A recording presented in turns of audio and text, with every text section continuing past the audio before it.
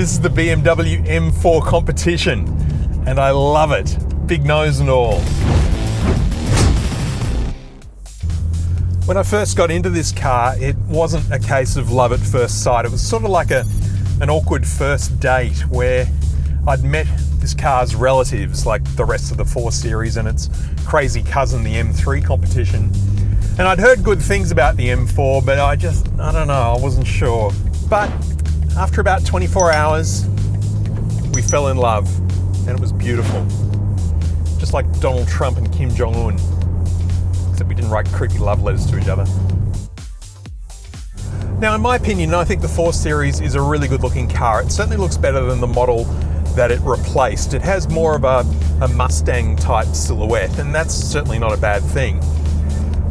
But it has that controversial front grille, which either you love or you hate. And I think in this instance, on this car, it actually looks really good because it's a bit more balanced, and also there's no surround around the grille. It's just a big black grille. And with those horizontal slats, it has a good aggressive look, and I think it just suits the nature of this car. This car's colour is officially Toronto red, but some people say it looks orange. Either way, I think it looks great, especially with the black wheels. Now, there's 2 sizes of wheels on the M4. You get 19s at the front and 20s at the back. There's a few different designs you can choose from on the BMW website. They all look kind of similar. Some cost a bit extra. I reckon just go with the standard wheels, they look fine. On the back of the M4, we get a small black lip spoiler and a rear diffuser. Now, these can also be made out of carbon fibre, should you choose, as part of the carbon pack, which also comes with rear vision mirror covers that are made out of carbon fibre, as well as carbon ceramic brakes and the carbon fibre seats. That's a 20 grand option, and there's already a lot of carbon fibre on this car as it is. I mean, the entire roof is made out of carbon fibre, and there's no shortage of carbon fibre in here in the cabin. And just to prove that this is a practical performance car, there's a 480 litre boot in the back, which is actually really good. Up front of the M4 Competition gets the same engine as the M3 Competition, and that's a straight 6 with 375 kilowatts of power and 650 Newton meters of torque.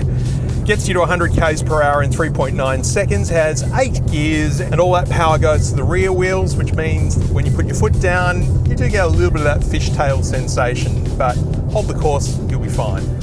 The moment you set foot in an M4 Competition, it becomes apparent that this is no ordinary 4 Series, and the main reason for that are these seats. They are proper racing buckets, and look, to be honest, they do take a little bit of getting used to because they're very firm. They hold you in place. There are bolsters that hug your sides, and then you've got this big chunk of carbon fibre here right in between your legs. Now, these are not the standard seats. They are a $5,000 option, or they do come as part of the $20,000 carbon pack. Are they good for a long distance drive? Probably not. Are they great for the track? Hell yeah.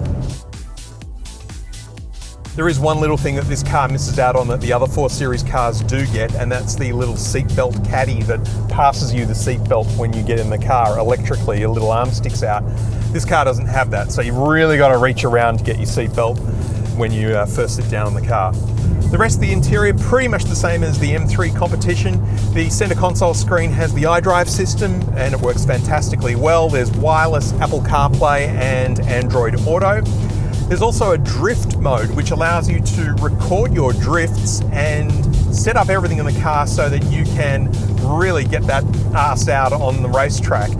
Obviously not for public road use, but good to know that you can do it. Plus, there's a whole bunch of customizable drive settings. You can choose whether or not you want the chassis and suspension in sport or comfort, same with the engine and the brakes.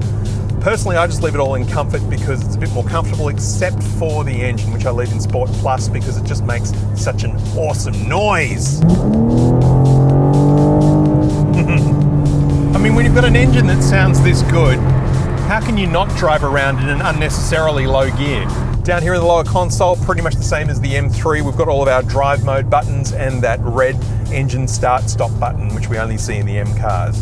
And of course, on the center console is my favorite button of all, the exhaust button, which increases the noise of the exhaust exponentially, and you can turn it up even more by putting the engine into Sport Plus mode.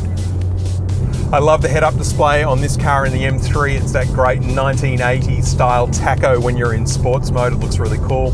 Same with the instrument cluster. It switches between normal BMW mode and sports mode. You can also customize some of the dials there if you want to see kilowatts and newton meters, that kind of thing. You can adjust all of that.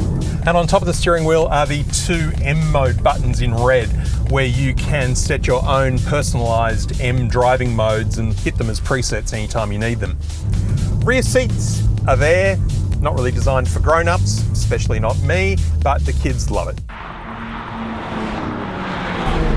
0 to 100 in the M4 Competition is 3.9 seconds, which looks and sounds a bit like this.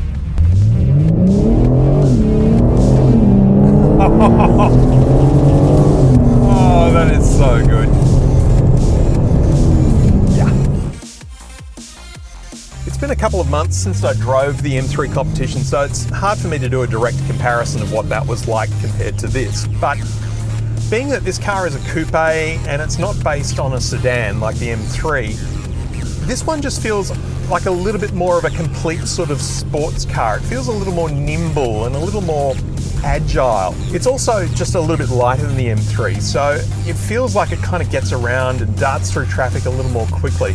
I mean, overall, the driving experience is substantially the same, but I don't know, this just feels a bit more like a sports car, for the want of a better term. It sort of goes without saying that the ride is firm, very firm, especially if you have it in sport mode. So the BMW M4 Competition, would I buy one?